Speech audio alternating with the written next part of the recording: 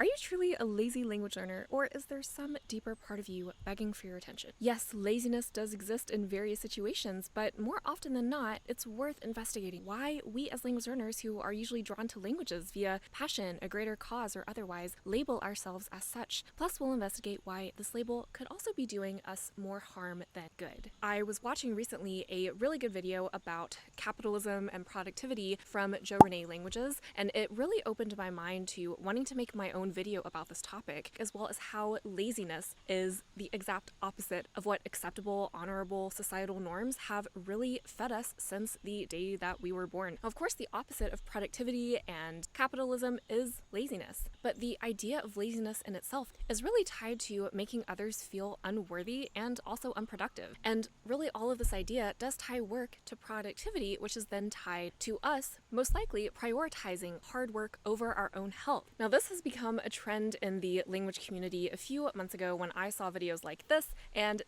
do not get me wrong, those are really valuable videos, and I really liked some of the strategies and tips that these creators were promoting. And they also knew what kind of words we would all as language learners resonate with. But I want to emphasize here, we as language learners are not lazy at all. Instead of labeling ourselves as lazy, most likely we could replace that with being tired or low energy. And the idea of feeling lazy and how that shows up in our bodies, that is a great signal that we need to reevaluate what we're doing in the first place and how we are talking to ourselves on our language learning journey. However, a lot of us have habituated ourselves into knowing that we can ignore these signs coming from our bodies, because this feeling of actually wanting to slow down and see what is going on within our inner world is against productivity, and therefore it threatens our sense of productivity and our own self-worth deep down. And of course, our own thoughts about working the hardest, achieving the most, of course leads to judgment of ourselves and being kinder and more compassionate to ourselves a lot harder, but it also raises the judgment on others. For example, when I was just starting out on my language journey, I was very confident in my ability to learn German because I was learning it quickly, and I knew that I had put in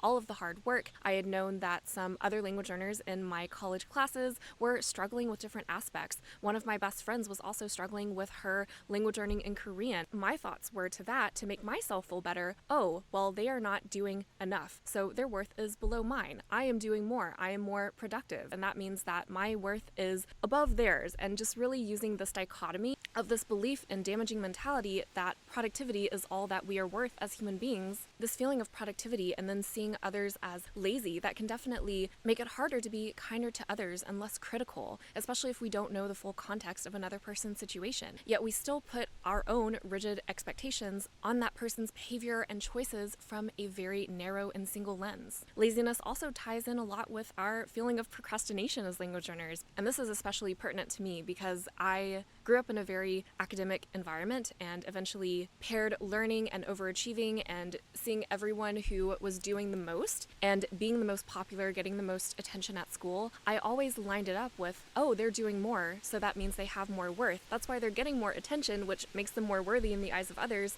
so I need to be doing as much as I can in my own way. And it was in the area of my life, language learning, where this really showed up for me and really damaged and really took away a lot of the joy and compassion towards the whole journey entirely. In addition, I myself, and I've seen others, blame other people for being procrastinators, or they blame themselves for procrastinating and not doing what we think we should start or what we think we should be doing in our language learning. But I want to remind everyone right now, you are not lazy and you are not a moral failure. Behind this procrastination, there can be so many deeper layers of you that you are dealing with, such as anxiety about being not good enough if you even start, being overwhelmed by having such a big project that you don't know how to start, and it's hard for you to break down a whole large responsibility into smaller parts that are more digestible. Overall, there just could be more confusion with what the next steps to take are. And with so many language learning resources and tips and strategies out there, it is really hard to pick. It is so easy to feel overwhelmed. With my example with French, right? I'd put off learning French for about 3 or 4 years after struggling so hard with the language.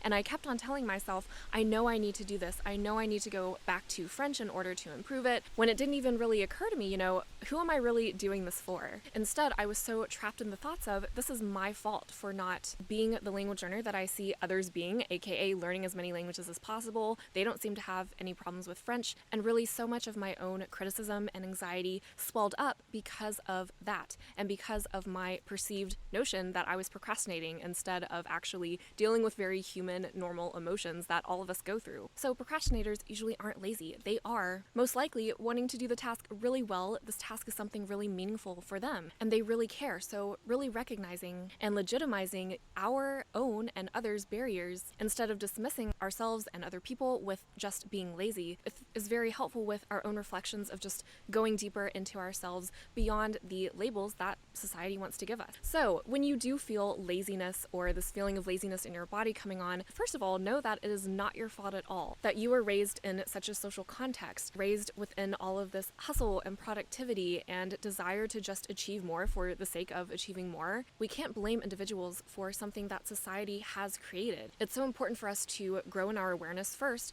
by understanding where this all came from in the first place. When we do have a societal and economical way of life that is so tied around capitalism and productivity, overwork, achievement for achievement's sake, we're also raised with the fact that we are only worthy as human beings if we work. We are supposed to ignore those personal limits or personal feelings that we might have along the way because that really hinders productivity. And we're also given the idea over our lives, why aren't you doing more? There's always more that you could be doing. Don't get me wrong, it's easy to try and find ways to quantify language learning, have all those metrics there to measure what we are doing more or less of. We see progress and streaks as great motivators at times, but it can also go too far to the point of really taking the joy out of our language learning. We get so lost in the numbers that we forget that listening and adjusting to the more human aspects of ourselves, like feelings and emotions, are just as important, if not more important, as adjusting to our own metrics that we measure, learning about language acquisition, and setting our own routine. Another recommendation would be reframing our own perception of laziness and addressing it with self-compassion in our studies and really listening to our needs like rest. Rest is so essential to our being, and this is such a great measurement for how much we are being influenced by this perceived notion of productivity, because if we think that we are deserving of rest, if it is something to be earned, that means that that's a really good sign that something is off and that we are probably feeding a lot more into toxic productivity. Rest is so essential to our well-being. We cannot function without getting our basic needs met first. And by introducing a little bit more compassion along the way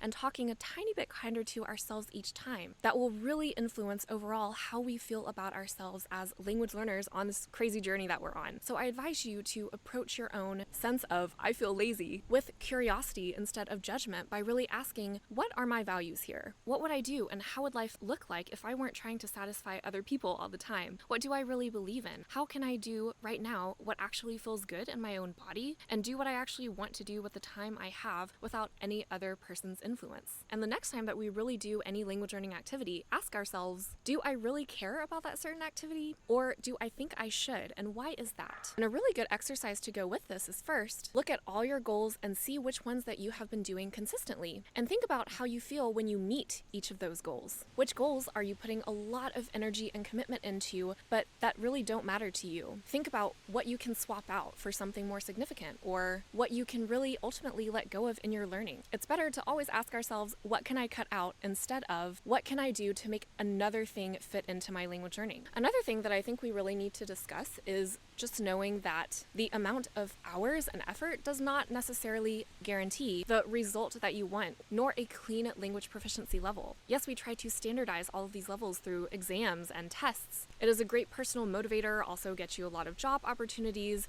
once we have a metric to measure language proficiency by. But it also creates the illusion that language is truly a linear journey. It also can create a level of feeling like we're really stupid if we are told, yes, you're at the B2 or C1 level, but you just forgot an A2 level word. Also, it really makes us forget there are so many moving parts to language learning in general. Many parts will have to lay dormant while you focus on one thing or another. We can't focus on doing everything all at once, especially when we're trying to do the exact exact same thing in multiple languages, and there could also just be a number of factors why our own methods and the amount of effort that we're putting in is not getting the results we want. And it's not that we're lazy, maybe we actually lack clarity in our goals, so this whole time we may have been focusing on a different concept of a language that won't actually get us to those goals. And even just apart from this, there are so many outside factors that are just out of our control. We blame ourselves instead of realizing that. It could be burnout from another job, it could also be ADHD or a chronic illness, a big life event like kids or a death in the family, anxiety, depression, all of these things that naturally deplete our energy and time and that take our focus away from languages at certain periods in our lives. So for all of us passionate language learners out there, we are most likely learning languages for ourselves ultimately. I assure you, you do have the right to work at a slower pace when you need to. You have the freedom to personally question and think critically about your values and the messages from society and other language learning communities that you're involved in that you have internalized and really taken as the truth, instead of asking if that truly represents your own truth inside. You're well within your rights to set boundaries with yourself when you feel exhausted without judgment. So really, I don't think that there is a way to truly be lazy in language learning. It truly makes a difference about how we talk to ourselves, how we name those feelings that we are feeling on this very messy journey of lifelong learning that we're embarking on. How we talk to ourselves really frames our beliefs about us and as well as with other people, and overall frames the internal experience that we have as language learners. There's truly a danger in just connecting our work with our worth in that way. Yes, we have to work for survival, and language learning as well takes work, but it is possible starting today with our own language learning journey to also just give ourselves space to deepen our understanding of who we are authentically, plus give patience to this part of ourselves and just allow it to grow, thrive, and be honored in its own way. Highly suggest you check out this next video of going behind the scenes of my polyglot check video and my very transparent thoughts about it. Let me know in the comments down below what you think about this topic, and we'll see each other for another video.